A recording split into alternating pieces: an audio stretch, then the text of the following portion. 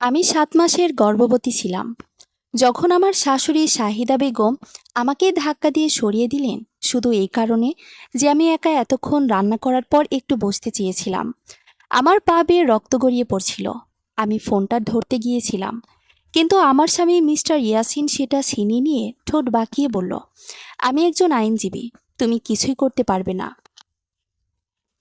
আমি তার চোখের দিকে তাকিয়ে খুব ধীরে বললাম, তাহলে আমার বাবাকে ফোন করো।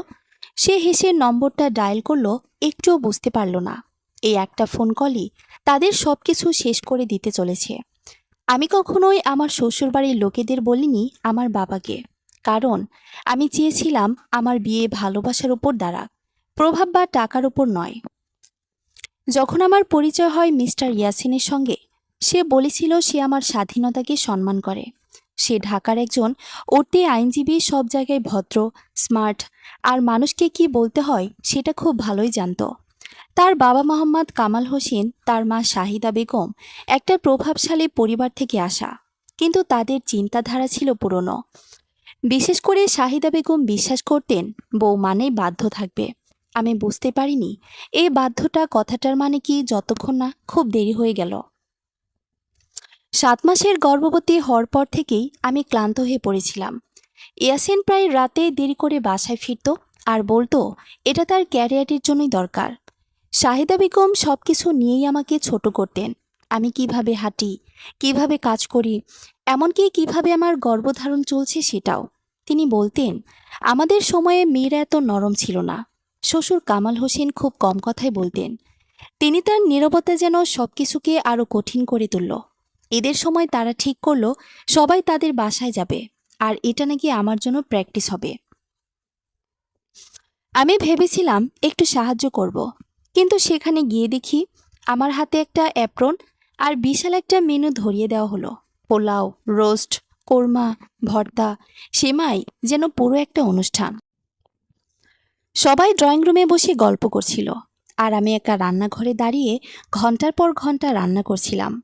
আমার পিঠে ব্যথা, পা ফুলে গেছে, নিঃশ্বাস নিতে কষ্ট হচ্ছিল। আমি দুবার ইয়াসিনকে সাহায্য চাইতে বলেছিলাম। প্রথমবার সে হেসে বলল, আজ একটু ম্যানেজ করো। দ্বিতীয়বার সে রেগে গিয়ে বলল, আমাকে লজ্জা দিও না। খাওয়ার সময় সবাই টেবিলে বসে পড়ল, আর আমাকে বলা হলো রান্নাঘরে দাঁড়িয়ে খেতে। শাহিদা বেগম বললেন, বেশি বসলে বাচ্চা হতে সমস্যা হয়। আমি এতটাই ক্লান্ত ছিলাম যে কিছু বলার শক্তি ছিল না। একটা প্লেট নিয়ে দাঁড়িয়ে খাচ্ছিলাম। হঠাৎ তখন তীব্র ব্যথা শুরু হলো। আমি ধীরে ধীরে একটা চেয়ারের দিকে এগোলাম। বললাম, আমার একটু বসা দরকার। তিনি আমাকে থামিয়ে বললেন, এত নাটক করো না। আমিও তবুও পাশ কাটিয়ে যাওয়ার চেষ্টা করলাম। ঠিক তখনই তিনি আমাকে জোরে ধাক্কা দিলেন। আমি গিয়ে কাউন্টারে আঘাত করলাম।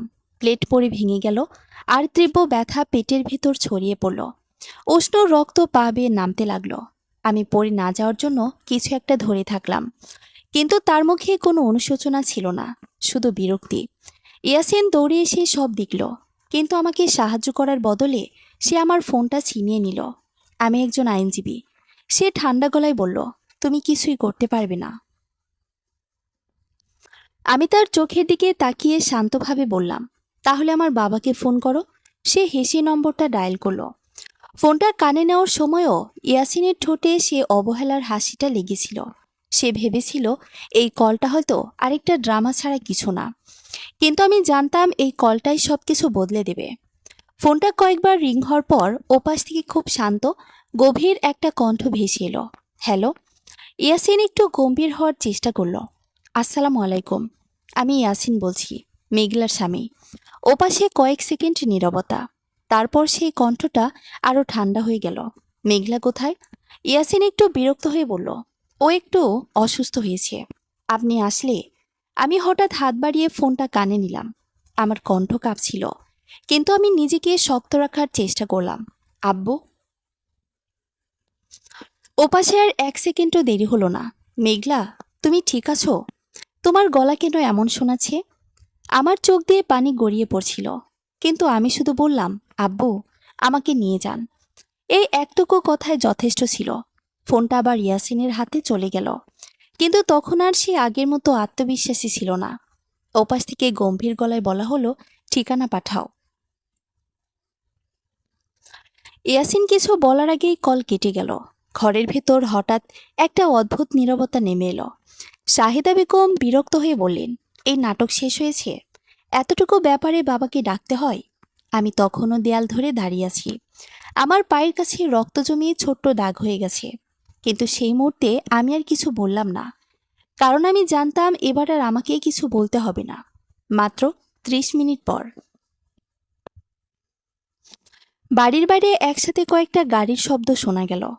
এতগুলো গাড়ি একসাথে এই বাসায় কখনো আসেনি। ইয়াসিন প্রথমে ভাবল হয়তো কোনো ভুল হয়েছে, কিন্তু জানালার কাছে গিয়ে যখন সে তাকালো, তার মুখের রং ধীরে ধীরে বদলে গেল। বাড়ির সামনে কালো রঙের কয়েকটা বিলাসবহুল গাড়ি দাঁড়িয়ে। গাড়ি থেকে একে একে নেমে আসে কয়েকজন স্যুট পরা মানুষ, আর তাদের মাঝখানে আমার বাবা। আমি ধীরে ধীরে মাথা তুলে তাকালাম। শাহিদা বেগম ফিসফিস করে বললেন, এরা কারা? কেউ উত্তর দিতে পারল না। দরজায় বেল প্রথম বাজল। কেউ এগোতে সাহস পেল না। দ্বিতীয়বার বেল বাজতেই শ্বশুর কামাল হোসেন ধীরে ধীরে দরজার দিকে গেলেন। দরজা খুলতেই পুরো পরিবেশ যেন বদলে গেল। আমার বাবা ভেতরে ঢুকলেন শান্ত, কিন্তু চোখে ভয়ঙ্কর কঠিন দৃষ্টি। তার পেছনে দাঁড়িয়ে থাকা লোকগুলো পুরো ঘরটা স্ক্যান করছে। ইয়াসিন এগিয়ে এসে বলল, আপনি? কিন্তু সে বাক্য শেষ করতে পারল না। আমার বাবা সরাসরি আমার দিকে তাকালেন। তার চোখে আমি প্রথমবারের মতো সেই ভয় দেখলাম, যেটা একজন বাবা তার মেয়েকে এভাবে দেখে পায়। তিনি দ্রুত আমার কাছে এসে দাঁড়ালেন। কে করেছে এটা? ঘরের কেউ একটা শব্দও করল না। আমি ধীরে ধীরে তাকালাম শাহিদা বেগমের দিকে, আরেকবার তাকালাম ইয়াসিনের দিকে। সবকিছু বুঝতে তার আর সময় লাগলো না। পরের ঘটনাটা এত দ্রুত ঘটল যে কেউ বুঝে উঠতে পারেনি।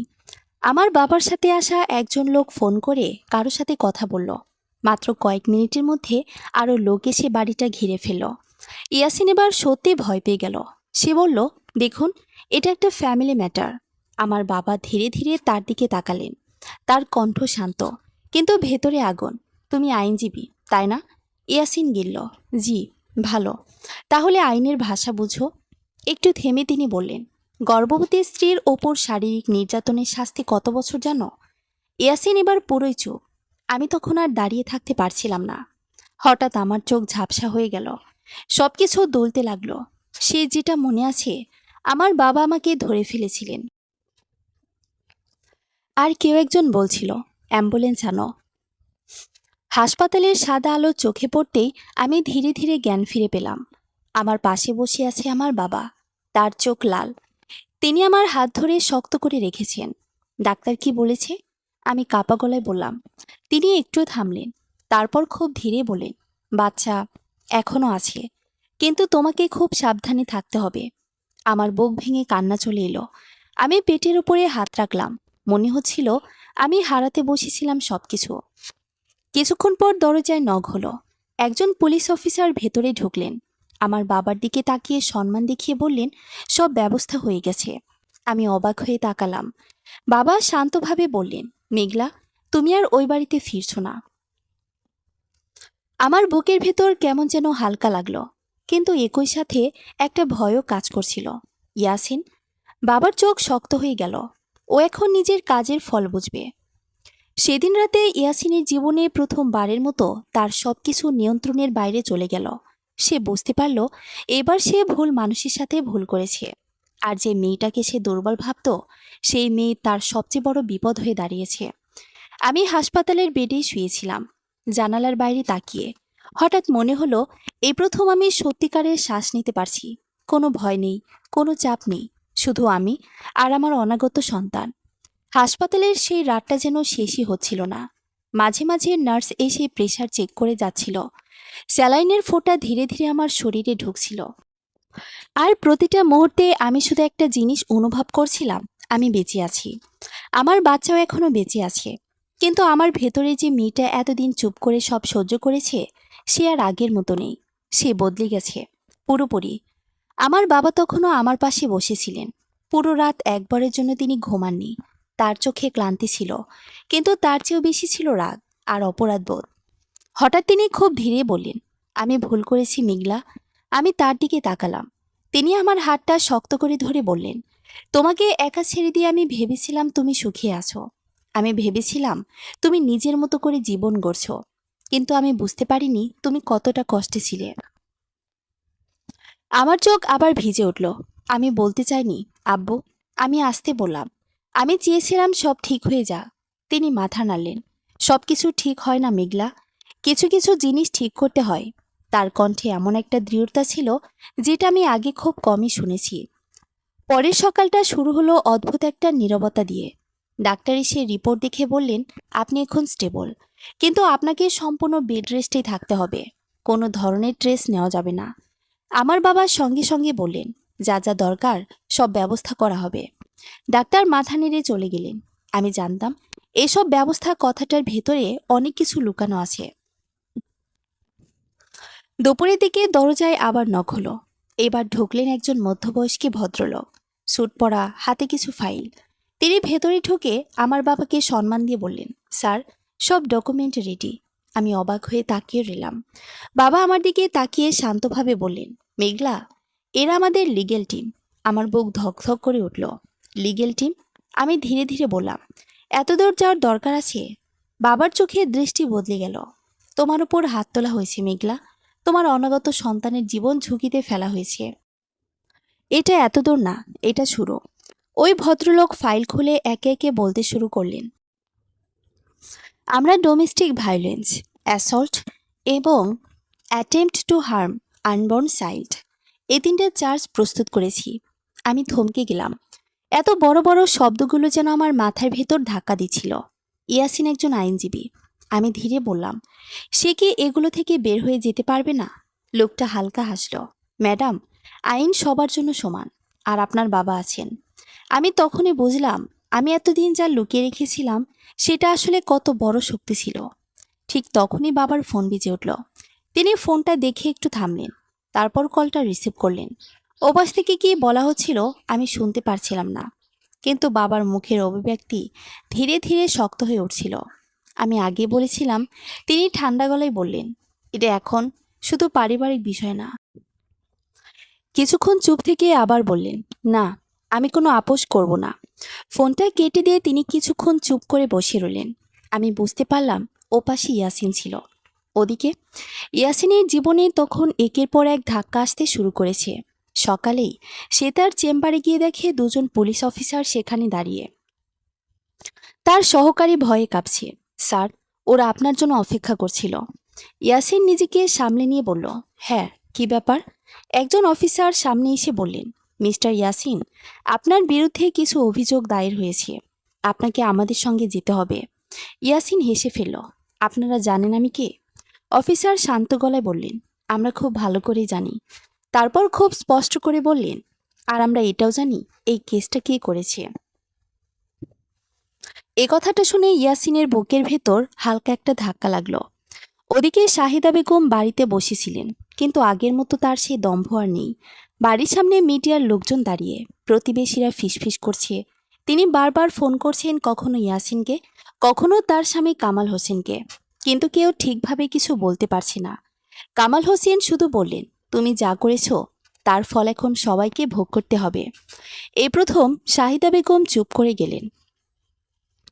হাসপাতালে আমি তখন জানালার বাইরে তাকিয়েছিলাম। হঠাৎ আমার মনে হলো এই পৃথিবীটা কত বড়, আর আমি এতদিন কত ছোট হয়ে বেঁচেছিলাম। আমি আমার পেটের উপর হাত রাখলাম। আমি তোমাকে আর কখনো কষ্ট পেতে দেব না, আমি ফিসফিস করে বললাম। ঠিক তখনই বাবা আমার পাশে এসে দাঁড়ালেন। মেঘলা, তিনি বললেন, আজ থেকে তুমি আর একা না। আমি তার দিকে তাকালাম। তিনি খুব ধীরে বললেন, এবার সবাই জানবে তুমি কার মেয়ে। আমার বুক কেঁপে উঠল। আমি এতদিন যে পরিচয়টা লুকিয়ে রেখেছিলাম, এবার সেটা প্রকাশ পেতে যাচ্ছে। হাসপাতালের সেই সকালটা অন্য সব দিনের মতো ছিল না। আজকের বাতাসে যেন একটা চাপা ঝড়ের গন্ধ ছিল। আমি জানালার পাশে বসেছিলাম। সাদা পর্দার হালকা দুলছিল। নিচের রাস্তার দিকে তাকালে দেখা যাচ্ছিল কয়েকটা কালো গাড়ি এখনো দাঁড়িয়ে আছে। আমি জানতাম ওগুলো শুধু গাড়ি না, ওগুলো একটা শক্তির প্রতীক, যেটা এতদিন আমি নিজে লুকিয়ে রেখেছিলাম। ম্যাডাম, আপনি রেডি? হঠাৎ নার্সের ডাকে আমি ঘুরে তাকালাম। কিসের জন্য? আমি অবাক হয়ে বললাম। নার্স একটু হেসে বলল, আপনাকে অন্য রুমে শিফট করা হবে, ভিআইপি কেবিনে। আমি কিছু বলার আগে দরজা খুলে বাবা ভেতরে ঢুকলেন। সব ব্যবস্থা হয়ে গেছে। তিনি শান্ত গলায় বললেন, আমি বুঝে গেলাম এটা শুধু রুম পরিবর্তন না, এটা একটা বার্তা। আমাকে হুইল চেয়ারে বসিয়ে যখন নতুন কেবিনে নেওয়া হচ্ছিল, তখন করিডোরে দাঁড়িয়ে থাকা কয়েকজন মানুষ হঠাৎ সম্মান দেখিয়ে সরে দাঁড়ায়। কিন্তু মানুষ ফিসফিস করছিল। আমি স্পষ্ট শুনতে পেলাম, এই মেয়েটা নাকি ওর বাবাকে জানো। আমার বুক ধীরে ধীরে ধকধক করতে লাগলো। নতুন কেবিনে ঢুকে আমি থমকে গেলাম।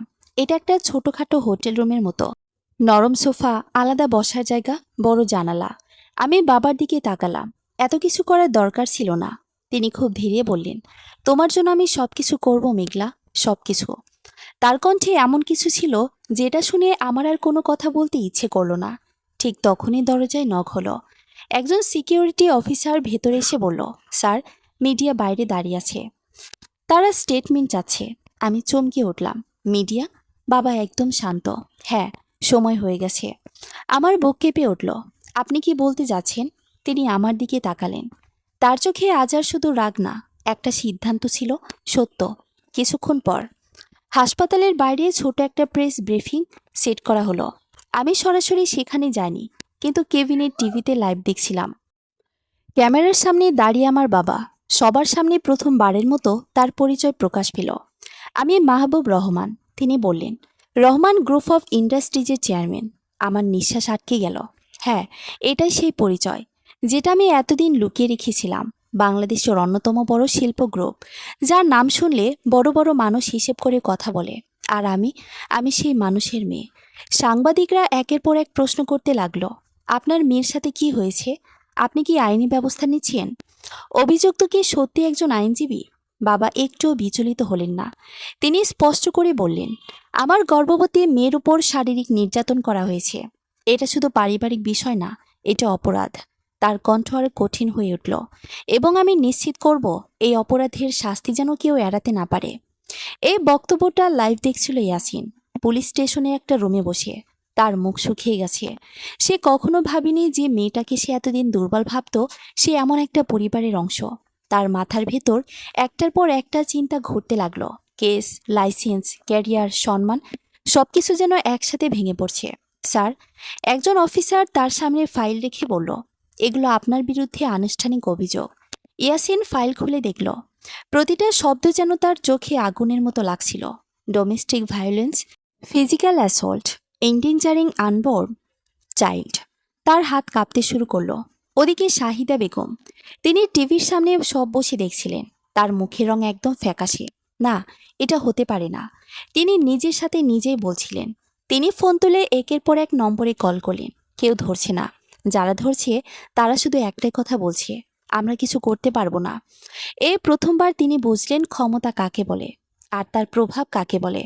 হাসপাতালের কেবিনে আমি সব দেখছিলাম। আমার ভেতরে অদ্ভুত একটা অনুভূতি হচ্ছিল। একদিকে একটা স্বস্তি, অবশেষে আমি মুক্ত। অন্যদিকে একটা ভারী বাস্তবতা, এই লড়াই এখনো শেষ হয়নি। বাবা ফিরে এসে আমার পাশে বসলেন। ভয় পাচ্ছ? তিনি জিজ্ঞেস করলেন। আমি কিছুক্ষণ চুপ থেকে বললাম, না, কিন্তু সবকিছু খুব দ্রুত হয়ে যাচ্ছে। তিনি হালকা হাসলেন। কিছু কিছু ঝড় দ্রুতই আসতে হয়, যাতে সব ময়লা ধুয়ে যায়। আমি তার দিকে তাকিয়ে রইলাম। এই মানুষটাকে আমি নতুন করে চিনছি। মেঘলা, তিনি হঠাৎ বললেন, তুমি কি চাও? প্রশ্নটা খুব সাধারণ ছিল, কিন্তু এর উত্তরটাই সবচেয়ে কঠিন। আমি চোখ বন্ধ করলাম। ইয়াসিনের মুখ ভেসে উঠল। শাহিদা বেগমের সে ধাক্কা, রক্ত, ব্যথা। তারপর ধীরে ধীরে চোখ খুলে বললাম, আমি বিচার চাই। আমার নিজের কণ্ঠ শুনে আমি নিজেই অবাক হলাম। এটার সে আগের মেঘলা না। বাবা মাথা নেড়ে বললেন, তাহলে বিচারই হবে। তার কণ্ঠে কোনো সন্দেহ ছিল না, কোনো দ্বিধা ছিল না। সেদিন রাতেই পুরো শহরে একটা খবর ছড়িয়ে পড়ল, একজন প্রভাবশালী শিল্পপতির মেয়ে একজন আইনজীবীর স্বামীর বিরুদ্ধে মামলা করেছে। আর এই মামলাটা সাধারণ কোনো মামলা না, এটা একটা যুদ্ধ। ক্ষমতা বনাম অন্যায়, সত্য বনাম অহংকার। আমি বিছানায় শুয়েছিলাম, হাত পেটের ওপর। চোখ ধীরে ধীরে বন্ধ হয়ে আসছিল। কিন্তু ঘুমানোর আগে আমি একটা জিনিস খুব পরিষ্কারভাবে বুঝলাম, আমার জীবনটা ভেঙে গেছে। কিন্তু সেই ভাঙা অংশ দিয়ে আমি নতুন একটা জীবন গড়ব, আমার জন্য, আমার সন্তানের জন্য। আর ওদিকে ইয়াসিন প্রথমবারের মতো আয়নায় নিজের দিকে তাকিয়ে বুঝতে পারল সে হেরে গেছে পুরোপুরি, কিন্তু তবুও তার ভেতরের অহংকার এখনো মরেনি। পুলিশ স্টেশনের সেই ছোট রুমে বসে এসে আয়নার সামনে দাঁড়িয়ে নিজের টাইটা ঠিক করার চেষ্টা করছিল, যেন এই ছোট্ট কাজটুকু করলেই সবকিছু আবার আগের মতো হয়ে যাবে। কিন্তু তার হাত কাঁপছিল। মাথার ভেতর বাবার কথা, মেঘলার চোখে দৃষ্টি, আর টিভিতে প্রচার হওয়া সেই সংবাদ বারবার ঘুরে আসছিল, আমি মাহবুব রহমান। এ একটা বাক্য যেন তার জীবনটাকে ভেঙে দিয়েছে। মিস্টার ইয়াসিন, পেছন থেকে ডাকেছে, চমকে উঠল। একজন সিনিয়র অফিসার দরজার পাশে দাঁড়িয়ে। আপনাকে আজ কোর্টে তোলা হবে। ইয়াসিন ঠোঁট চেপে ধরল। আমার লয়ার আছে, সে বলল, কণ্ঠে আগের সে আত্মবিশ্বাস ফিরিয়ে আনার চেষ্টা করে। অফিসার হালকা হাসল। আপনার লয়ার? আজকাল কেউ এই কেস নিতেই চাইছে না। এই কথাটা যেন সোজা গিয়ে তার বুকের ভিতর আঘাত করল। ওদিকে হাসপাতালের কেবিনে আমি তখন সকালের আলোয় বসেছিলাম। আমার সামনে টেবিলে কিছু ফল রাখা, পাশে ওষুধ। কিন্তু আমার মন পুরোপুরি অন্য জায়গায়। আজ কোর্টে তোলা হবে ইয়াসিনকে। আজ শুরু হবে সেই বিচার, যার জন্য আমি গত রাতেই সিদ্ধান্ত নিয়েছি। বাবা ভেতরে ঢুকে বললেন, তুমি কি প্রস্তুত? আমি ধীরে মাথা নাড়লাম। আমি যেতে চাই। তিনি একটু থামলেন। ডাক্তার অনুমতি দিলে আমি যাব। আমি তার কথা কেটে বললাম। আমার কণ্ঠে এমন কিছু ছিল যেটা শুনে তিনি আর কিছু বললেন না। কোর্টের সামনে আজ অস্বাভাবিক ভিড়। মিডিয়া, সাংবাদিক, কৌতূহলী মানুষ সবাই জড়ো হয়েছে। একটা কেস, কিন্তু যেন পুরো শহরের আলোচনার কেন্দ্র। আমি যখন গাড়ি থেকে নামলাম, চারিদিকে ক্যামেরার ফ্ল্যাশ জ্বলে উঠল। এই যে ম্যাডাম, আপনি কি কিছু বলবেন? আপনি কি স্বামীর বিরুদ্ধে সাক্ষ্য দেবেন? আমি কারো দিকে তাকালাম না, শুধু ধীরে ধীরে সামনে এগিয়ে গেলাম। আমার পাশে বাবা, আর চারপাশে নীরবতা। কোর্টরুমে ঢুকতে আমি তাকে দেখলাম। ইয়াসিন, সে আসামির কাঠগড়ায় দাঁড়িয়ে। তার চোখ আমার দিকে পড়তেই সে স্থির হয়ে গেল। আমি তার চোখে প্রথমবারের মতো ভয় দেখলাম। সে মানুষটা যে একসময় বলেছিল তুমি কিছুই করতে পারবে না, আছে নিজেই অসহায়। বিচারক কোর্টে প্রবেশ করলেন। সবাই দাঁড়িয়ে গেল। কিছুক্ষণের মধ্যেই শুনানি শুরু হলো। প্রসিকিউশনের আইনজীবী উঠে দাঁড়িয়ে স্পষ্ট কণ্ঠে বলতে শুরু করলেন, মাই লর্ড, এই কেসটি শুধুমাত্র একটি পারিবারিক বিরোধ নয়, এটি একটি গুরুতর অপরাধ, যেখানে একজন গর্ভবতী নারীকে শারীরিকভাবে আঘাত করা হয়েছে। তার প্রতিটা শব্দ যেন কোর্টরুমে ধাক্কা দিচ্ছিল। আমি চুপচাপ বসেই শুনছিলাম। এরপর আমার নাম ডাকা হলো। আমার বুকের ভিতর ধক করে উঠল। আমি ধীরে ধীরে উঠে দাঁড়ালাম। কোর্টরুমের সব চোখ তখন আমার দিকে। আমি সাক্ষীর কাঠগড়ায় গিয়ে দাঁড়ালাম। আপনি কি ঘটনার বর্ণনা দিতে পারবেন? আইনজীবী জিজ্ঞেস করলেন। আমি চোখ বন্ধ করলাম এক মুহূর্তের জন্য। তারপর ধীরে ধীরে সব বললাম। রান্নাঘর, ক্লান্তি, বসতে চাওয়া, ধাক্কা, রক্ত। প্রতিটা শব্দ বলার সময় আমার গলা কেঁপে উঠছিল, কিন্তু আমি থামিনি। আপনার স্বামী তখন কি করেছিলেন? প্রশ্নটা আসতেই কোর্টরুম নিস্তব্ধ হয়ে গেল। আমি ধীরে ইয়াসিনের দিকে তাকালাম। সে মাথা নিচু করে আছে। আমি বললাম, সে আমার ফোনটা ছিনিয়ে নিয়েছিল আর বলেছিল আমি কিছুই করতে পারবো না। এ কথাটা বলার সাথে সাথে কোর্টরুমে একটা চাপা গুঞ্জন উঠল। ডিফেন্স লয়ার উঠে দাঁড়ালো। মাই লর্ড, আমার ক্লায়েন্টের বিরুদ্ধে যে অভিযোগ আনা হয়েছে তা অতিরঞ্জিত। কিন্তু সে বাক্য শেষ করার আগেই বিচারক তাকে থামালেন। প্রমাণ কোথায়? ডিফেন্স লয়ার থেমে গেল। কারণ প্রমাণ ছিল মেডিকেল রিপোর্ট, সাক্ষী, সবকিছু। হঠাৎ কোর্টরুমের ভেতর থেকে একটা আওয়াজ এলো, মিথ্যা, সব মিথ্যা। সবাই ঘুরে তাকালো। শাহিদা বেগম দাঁড়িয়ে, তার চোখ লাল, চুল এলোমেলো। ও নিজেই পড়ে গিয়েছিল। আমি কিছু করিনি। কোর্টরুমে বিশৃঙ্খলা শুরু হয়ে গেল। বিচারক কঠিন গলায় বললেন, অর্ডার। কিন্তু সেই মুহূর্তেই একজন সাক্ষীর সামনে এগিয়ে এলো। বাড়ির কাজের মেয়ে। সে কাপা গলায় বলল, আমি দেখেছি, আম্মা নিজে ধাক্কা দিছে।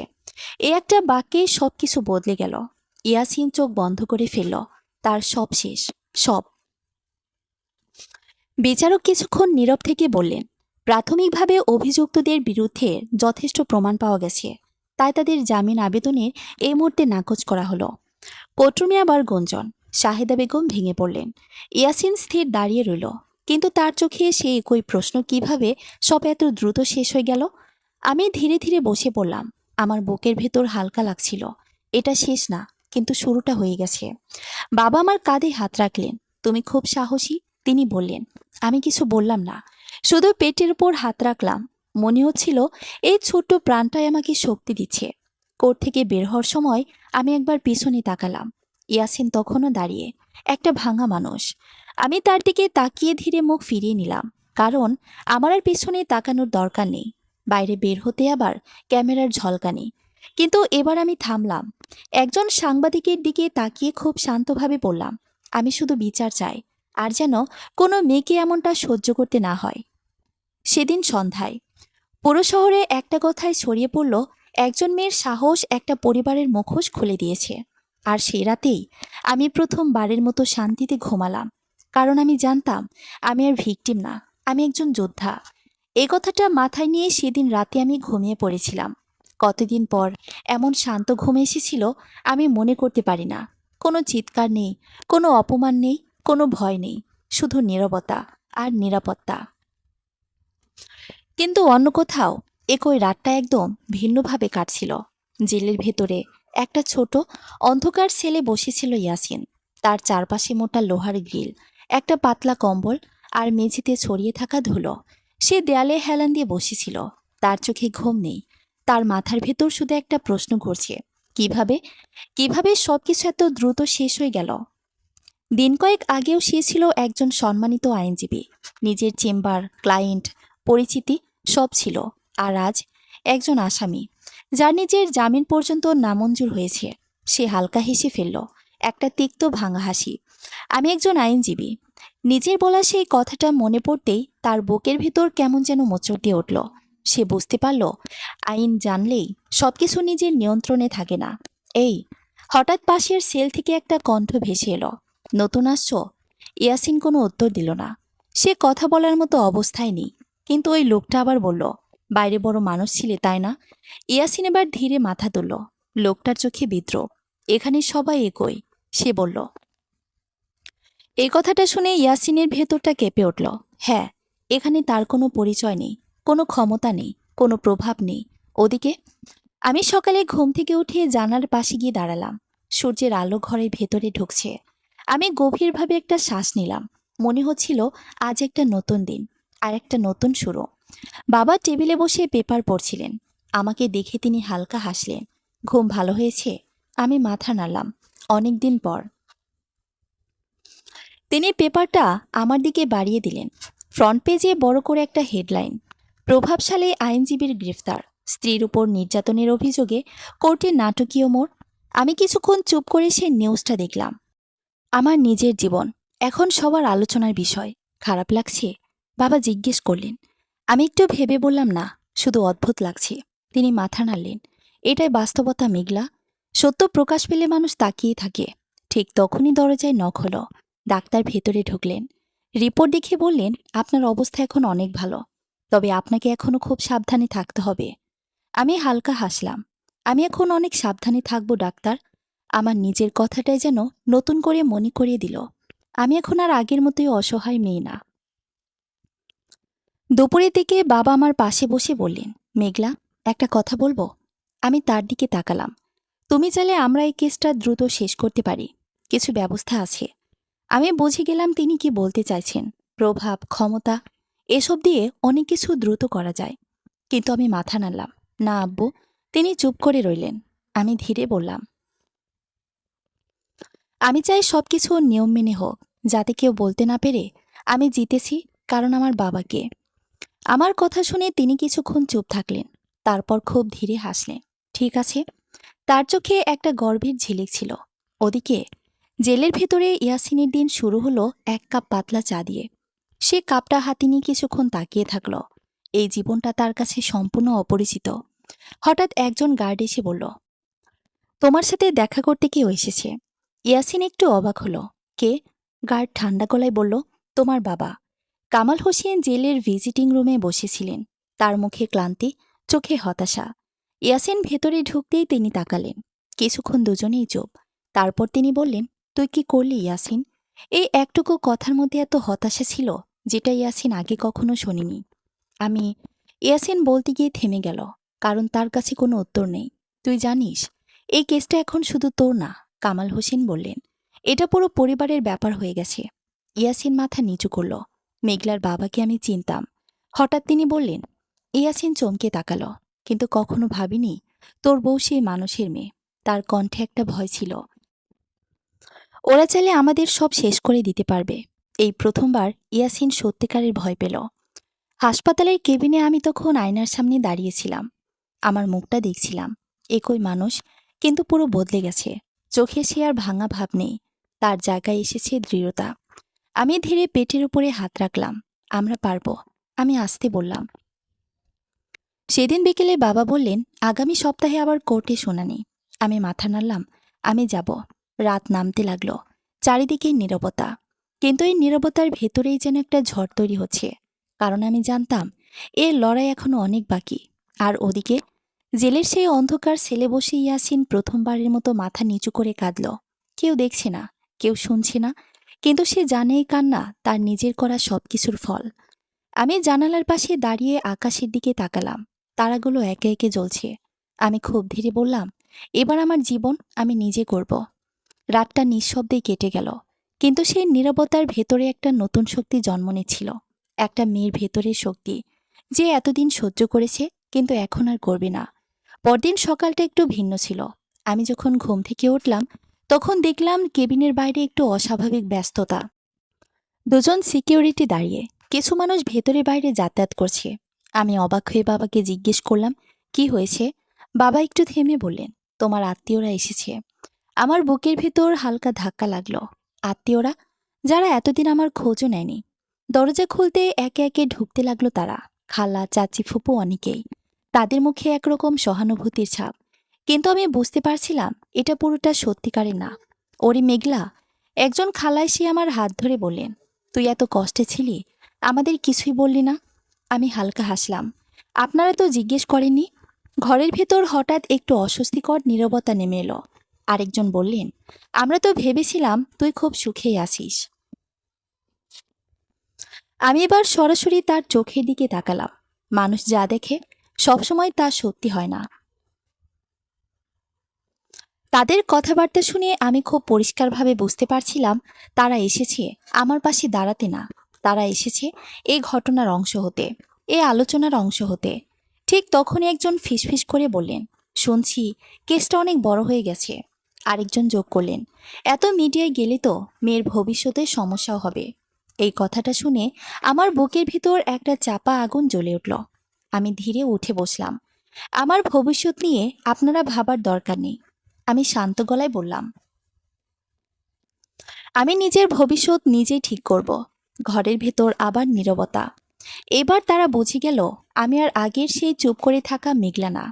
ওদিকে জেলের ভেতরে ইয়াসিনের দিনগুলো আরো কঠিন হয়ে উঠছিল। সে এখন আর কারো সাথে কথা বলে না, চুপচাপ এক কোণে বসে থাকে। কিন্তু বাইরের খবর সে পাচ্ছে। প্রতিদিন নতুন নতুন সংবাদ, নতুন নতুন আলোচনা। তার নাম এখন একটা উদাহরণ হয়ে গেছে। একজন শিক্ষিত মানুষ কিভাবে নিজের জীবন ধ্বংস করল। একদিন গার্ড এসে একটা খবরের কাগজ তার দিকে ছুড়ে দিল। দেখো, সে বলল। ইয়াসিন ধীরে কাগজটা তুলে নিল। একটা আর্টিকেলে লেখা, মেঘলা রহমান, একজন সাহসী নারী যিনি নির্যাতনের বিরুদ্ধে দাঁড়িয়েছেন। ইয়াসিনের হাত কেঁপে উঠল। সে অনেকক্ষণ ধরে সেই নামটার দিকে তাকিয়ে রইল।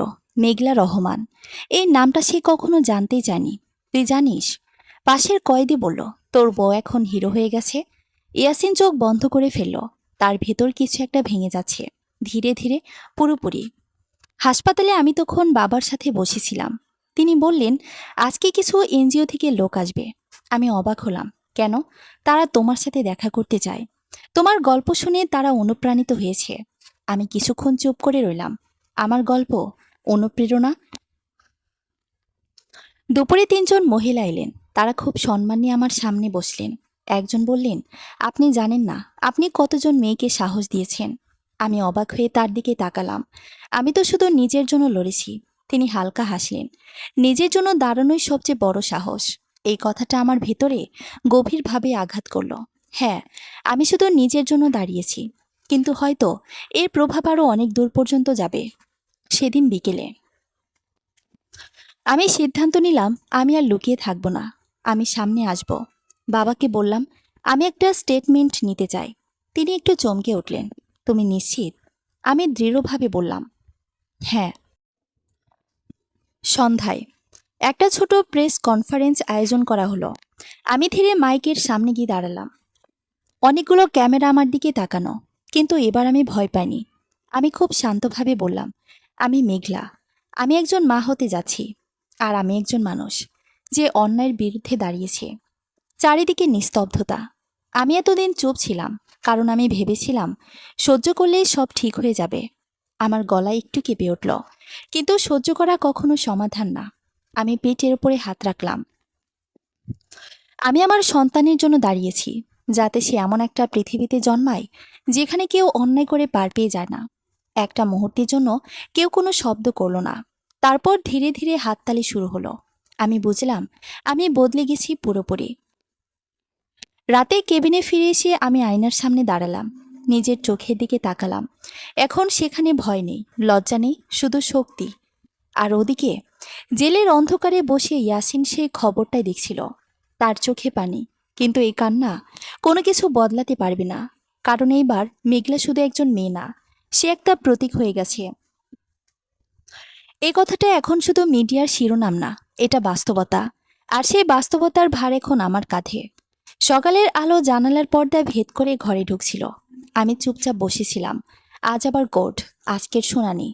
আগেরগুলোর মতো না, আজ সিদ্ধান্তের দিকে আরও এক ধাপ এগোনো হবে। বাবা মার সামনে এসে দাঁড়ালেন। শরীর কেমন? তিনি জিজ্ঞেস করলেন। আমি ধীরে বললাম, ভালো আছি, আমি প্রস্তুত। তিনি কিছুক্ষণ আমার দিকে তাকিয়ে রইলেন, তারপর বললেন, আজ ওরা একটা চেষ্টা করবে। আমি বুঝে গেলাম তিনি কি বলতে চাইছেন। আপোষ? আমি জিজ্ঞেস করলাম। তিনি মাথা নাড়লেন। হ্যাঁ, তারা চায় বিষয়টা বাইরে মিটে যাক। আমি কিছুক্ষণ চুপ করে রইলাম। এই সুযোগটা হয়তো অনেকেই নিত, সবকিছু চুপচাপ শেষ করে ফেলত, সমাজের কথা, ভবিষ্যতের কথা ভেবে। কিন্তু আমি সেই মানুষটা আর না। না, আমি ধীরে বললাম, আমি আর আপোষ করব না। বাবার চোখে আবার সেই গর্বের ছাপ। আমি জানতাম। তিনি বললেন, কোর্টের সামনে আজ আগের চেয়েও বেশি ভিড়। ক্যামেরা, মাইক্রোফোন, ফিসফাস, সব কিছু যেন আরও তীব্র। আমি গাড়ি থেকে নামতে চারিদিক থেকে প্রশ্ন ছুটে এলো। ম্যাডাম, আপোষের ব্যাপারে কি বলবেন? আপনি কি কেস তুলে নেবেন? আমি থামলাম না, শুধু একবার বললাম, ন্যায় বিচারের কোনো আপোষ হয় না। কোর্টরুমে ঢুকতেই পরিবেশটা ভারী লাগছিল। আজ সবাই অপেক্ষা করছে, কি হবে। ইয়াসিনকে যখন আনা হলো আমি তাকিয়ে রইলাম। সে আগের চেয়ে আরও ভেঙে পড়েছে। দাড়ি বেড়ে গেছে, চোখের নিচে কালি, কিন্তু তার চোখে আজ একটা ভিন্ন জিনিস ছিল, একটা শেষ চেষ্টা। শুনানি শুরু হলো।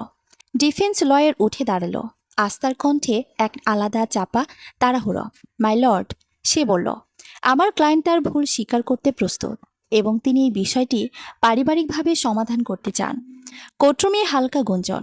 সে আরও বলল, তিনি তার স্ত্রীকে আর্থিক নিরাপত্তা, ভবিষ্যতের নিশ্চয়তা সবকিছু দিতে রাজি আছেন। আমি চুপচাপ শুনছিলাম, প্রতিটা শব্দ যেন আমার ভেতরে ধাক্কা দিচ্ছিল। হঠাৎ বিচারক আমার দিকে তাকালেন। আপনি কি বলতে চান? পুরো কোর্টরুম নিঃশব্দ, সবার চোখ আমার দিকে। আমি ধীরে উঠে দাঁড়ালাম। আমার বুকের ভেতর ধকধক করছিল, কিন্তু আমার কণ্ঠ শান্ত আর দৃঢ়। আমি কোনো আপোষ চাই না, আমি বললাম। একটা মুহূর্তের জন্য সময় যেন থেমে গেল। আমি টাকা চাই না, নিরাপত্তা চাই না, আমি শুধু বিচার চাই। আমার গলায় এবার একটু কেঁপে উঠল, কারণ আজ যদি আমি চুপ হয়ে যাই, তাহলে কাল আরেকটা মেয়ে এই একই জিনিস সহ্য করবে। কোর্টরুমে এক ধরনের নিস্তব্ধতা নেমে এলো, যেন সবাই এই কথাগুলো অনুভব করছে। ইয়াসিন আমার দিকে তাকিয়েছিল, তার চোখে হতাশা, শেষ আশাটাও ভেঙে গেল। হঠাৎ সে নিজেই দাঁড়িয়ে গেল। মাই লর্ড, তার কণ্ঠ কাঁপছিল। সবাই অবাক হয়ে তার দিকে তাকালো। আমি আমি ভুল করেছি, সে বলল। তার কণ্ঠে প্রথমবারের মতো কোনো অহংকার নেই। আমি ভেবেছিলাম আমি সবকিছু নিয়ন্ত্রণ করতে পারবো। আমি ভেবেছিলাম সে কখনো আমার বিরুদ্ধে যাবে না। সে থেমে গেল, তার চোখে পানি। কিন্তু আমি ভুল ছিলাম। কোর্টরুম নিস্তব্ধতা। আমি তার দিকে তাকিয়ে রইলাম। এই মানুষটাকে আমি একসময় ভালোবেসেছিলাম, বিশ্বাস করেছিলাম, কিন্তু এখন সে শুধু একজন অপরিচিত মানুষ। বিচারক কিছুক্ষণ নীরব থেকে বললেন, এই কেসের প্রাথমিক পর্যায়ের সবকিছু বিবেচনা করে আদালত পরবর্তী শুনানির তারিখ নির্ধারণ করছে। তিনি তারিখ ঘোষণা করলেন, কিন্তু যাওয়ার আগে তিনি একবার আমার দিকে তাকালেন। তার দৃষ্টিতে সম্মান ছিল। কোর্ট থেকে বের হওয়ার সময় আজ কেউ চিৎকার করছিল না, সবাই যেন চুপচাপ, ভাবছে। বাইরে এসে আমি গভীরভাবে একটা শ্বাস নিলাম। মনে হচ্ছিল আমি একটা বড় যুদ্ধের মাঝখানে দাঁড়িয়ে আছি। হঠাৎ বাবা বললেন, মেঘলা, তুমি ক্লান্ত? আমি হালকা হাসলাম। না, আমি শক্ত হয়ে গেছি। গাড়িতে বসে আমি জানালার বাইরে তাকালাম। এই শহর, এই মানুষগুলো, সবকিছু একই আছে, কিন্তু আমি বদলে গেছি। হাসপাতালে ফিরে এসে আমি বিছানায় শুয়ে পড়লাম। হাত পেটের উপর। তুমি জানো, আমি আসতে বললাম, তোমার জন্যই আমি এত শক্ত হতে পেরেছি। রাত নেমে এলো, চারদিকে নীরবতা। কিন্তু এই নীরবতার ভেতরই একটা বড় সিদ্ধান্ত জন্ম নিচ্ছে। কারণ সামনে শুধু বিচার না, সামনে আমার পুরো জীবন পড়ে আছে। আমি কি এই সম্পর্কটা শেষ করব? আমি কি নতুন করে শুরু করব? আমি চোখ বন্ধ করলাম। ধীরে ধীরে একটা উত্তর পরিষ্কার হয়ে উঠল। আমি আর ফিরে যাব না, কখনো না। আর ওদিকে জেলের সেলে বসে ইয়াসিন জানতো এবার সে শুধু একটা কেস হারাচ্ছে না, সে তার পুরো জীবন হারাচ্ছে। জেলের অন্ধকার সেলে বসে সে অনেকক্ষণ চুপ করেছিল। চারপাশে শব্দ হচ্ছে, লোহার দরজা বন্ধ হওয়ার আওয়াজ, কয়েদিদের কথা, দূরে কারো চিৎকার। কিন্তু তার ভেতরে যেন সব নিঃশব্দ। সে প্রথমবারের মতো নিজের জীবনটা ফিরে ফিরে ভাবতে শুরু করলো। কোথায় ভুল হলো, কখন থেকে? মেঘলার মুখটা বারবার সামনে ভেসে উঠছিল। সেই শান্ত, ভরসায় ভরা চোখ, যে চোখ একসময় শুধু তার দিকে তাকিয়ে থাকতো। আর এখন সেই চোখে আর কোনো ভালোবাসা নেই, শুধু দৃঢ়তা। আমি আর ফিরে যাব না। মেঘলার সেই কথাটা তার কানে বারবার বাজছিল। এই একটা বাক্যই যেন তার সব শেষ করে দিয়েছে। ওদিকে আমি হাসপাতালের কেবিনে বসেছিলাম। রাত অনেকটা পেরিয়ে গেছে, চারপাশে নীরবতা। কিন্তু আমার ভেতরে ঝড় চলছে। আজ আমি একটা সিদ্ধান্ত নিয়েছি, সবচেয়ে বড় সিদ্ধান্ত। আমি ধীরে বাবার দিকে তাকালাম। তিনি আমার পাশে বসেছিলেন। আব্বু, আমার কণ্ঠ একটু কেঁপে উঠল। আমি ডিভোর্স চাই। ঘরের ভেতর এক মুহূর্তে নিস্তব্ধতা নেমে এলো। বাবা আমার দিকে তাকিয়ে রইলেন। তার চোখে অবাক হওয়ার চেয়ে বেশি ছিল স্বস্তি। তিনি খুব ধীরে মাথা নাড়লেন। এটাই সঠিক সিদ্ধান্ত। আমার বুকটা হালকা হয়ে গেল। এই একটা কথার জন্যই হয়তো আমি এতদিন অপেক্ষা করছিলাম, সমর্থন। কিন্তু আমি থামলাম। আমি চাই এটা যেন সম্মানের সাথে হয়, কোনো নাটক না। বাবা হালকা হাসলেন। তোমার সম্মান আমি দেখব। পরের দিন থেকে প্রস্তুতি শুরু হলো। লিগ্যাল টিম, কাগজপত্র, সবকিছু। এবার আর শুধু ক্রিমিনাল কেস না, এটা আমার ব্যক্তিগত জীবনের মুক্তি। কোর্টের দিন। আজকের পরিবেশটা আলাদা। আজ শুধু অভিযোগ না, আজ একটা সম্পর্কের শেষ অধ্যায়। আমি যখন কোর্টে ঢুকলাম, মনে হচ্ছিল আমি একা না, আমার সাথে আছে আমার সিদ্ধান্ত, আমার শক্তি। ইয়াসিনকে যখন আনা হলো, সে মাথা নিচু করেছিল। আস্থার চোখে সে আগের মতো প্রতিরোধ নেই। সে জানে সব শেষ। বিচারক ফাইল দেখছিলেন। তারপর ধীরে বললেন, ডিভোর্স আবেদনটি কি স্বেচ্ছায় করা হয়েছে? আমি দৃঢ় কণ্ঠে বললাম, জি। আপনি কি এই সম্পর্ক চালিয়ে যেতে চান? এই প্রশ্নটা শুনে এক মুহূর্তের জন্য আমার বুক কেঁপে উঠল। কিন্তু আমি থামিনি। না মাননীয় বিচারক। ঘরের ভেতর নিস্তব্ধতা। এই না শব্দটাই ছিল আমার মুক্তি। বিচারক এবার ইয়াসিনের দিকে তাকালেন। আপনি কিছু বলতে চান? ইয়াসিন ধীরে মাথা তুলল। তার চোখে ক্লান্তি, অনুশোচনা। সে শুরু করলো, আমি কিছু বলার যোগ্য না। সে থেমে গেল। তারপর খুব ধীরে বলল, আমি শুধু দুঃখিত। এই কথাটা শুনে আমার ভেতরে কিছুই রইল না। না রাগ, না কষ্ট, শুধু শূন্যতা। কারণ কিছু দুঃখ প্রকাশ খুব দেরিতেই আসে। বিচারক কিছুক্ষণ নীরব থেকে রায় ঘোষণা করলেন। পরিস্থিতি, প্রমাণ এবং উভয় পক্ষের বক্তব্য বিবেচনা করে এই বিবাহ বিচ্ছেদ মঞ্জুর করা হলো। এই একটা বাক্য আমার জীবনের একটা অধ্যায় শেষ করে দিল। আমি চোখ বন্ধ করলাম। একটা দীর্ঘ নিঃশ্বাস নিলাম। মনে হচ্ছিল বুকের ভেতর জমে থাকা একটা ভার হঠাৎ করে হালকা হয়ে গেছে। কোর্ট থেকে বের হওয়ার সময় আজ আমি একবারও পেছনে তাকালাম না, কারণ সেখানে আর কিছুই নেই আমার জন্য। বাইরে এসে আকাশের দিকে তাকালাম। নীল আকাশ, খোলা, অসীম। বাবার পাশে এসে দাঁড়ালেন। এখন কি? তিনি জিজ্ঞেস করলেন। আমি হালকা হাসলাম। এখন আমি নতুন করে শুরু করব। দিন কয়েক পর আমি হাসপাতাল থেকে বাসায় ফিরলাম। আমার নিজের ঘরে, নিজের জায়গায় সবকিছু নতুন লাগছিল। কিন্তু এই নতুনত্বে ভয় নেই, শুধু সম্ভাবনা।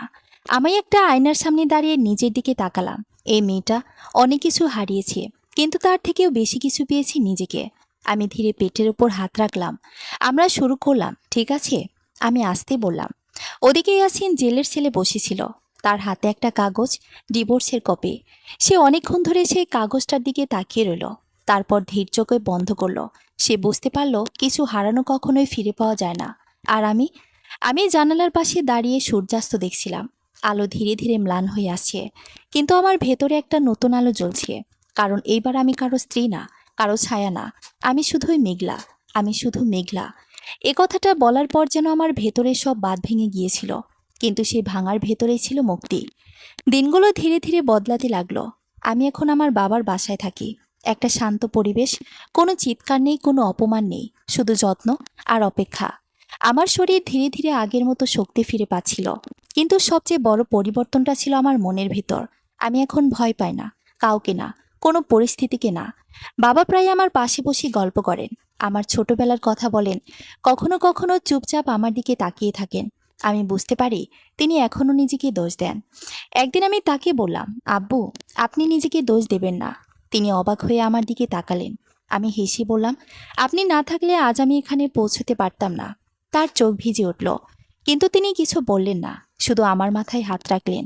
সময়ের সাথে সাথে আমার গল্পটা আরও ছড়িয়ে পড়তে লাগলো।